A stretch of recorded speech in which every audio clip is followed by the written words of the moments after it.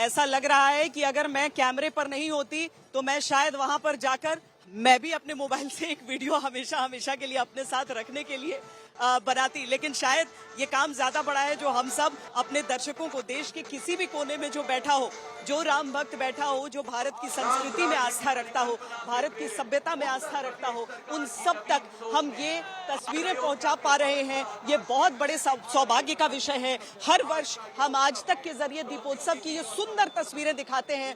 तो दीपोत्सव लिखकर पहले ड्रोन्स और उसके बाद अब दीपोत्सव जिस आकृति से पहचाना जाता है, जिसे अंग्रेजी में आप लोगो कह सकते हैं, वो यहाँ पर ड्रोन्स ने उस आकृति को उकेरा है।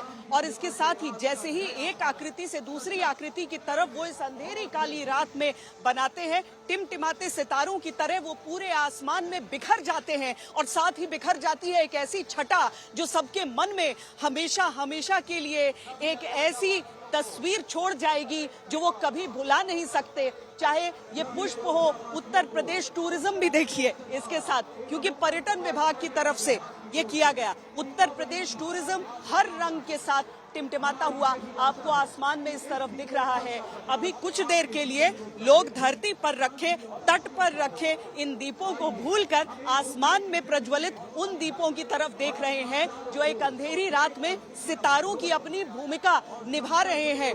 सूर्य का अवतार अगर इन दीपों को कहा जाता है तो अभी कुछ देर के लिए कुछ वैसे ही अवतार की रूप में ये जगमगाते हुए ड्रोन्स भी दिख रहे हैं। तो जय श्री राम के उद्घोष के साथ यहाँ पर दीपावली की शुभकामनाएं दी गई है और कहा गया है कि ड्रोन शो इसके साथ संपन्न होता है।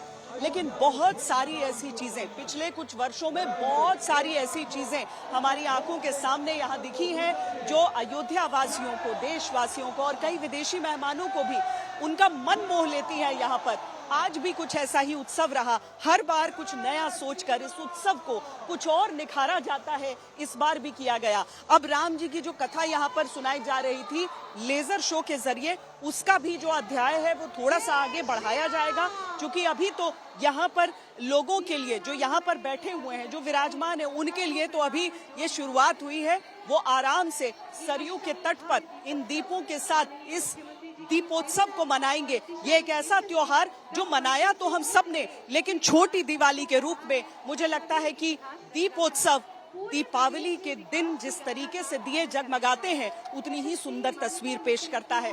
इस बार चूंकि दीपावली को लेकर 31 और 1 तारीख के बीच में बहुत संशय भी रहा और कई लोग ऐसे भी रहे कि दोनों दिन दीपोत्सव, दीपावली का उत्सव मनाया जाएगा। तो यहाँ राम मंदिर में खास तरीके के दिए, मोम के बने हुए दिए जलाए गए हैं ताकि दीवारों पर किसी तरीके से किसी तरह का नुकसान न हो।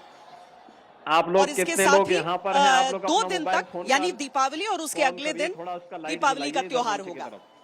अगर आप मुझसे जुड़ करके अपनी समस्याओं का समाधान चाहते हैं और चाहते हैं कि आपकी समस्याओं को ज्योतिष के माध्यम से सुलझाया जाए, तो आप हमसे संपर्क कर सकते हैं, जुड़ सकते हैं एस्ट्रो तक पर।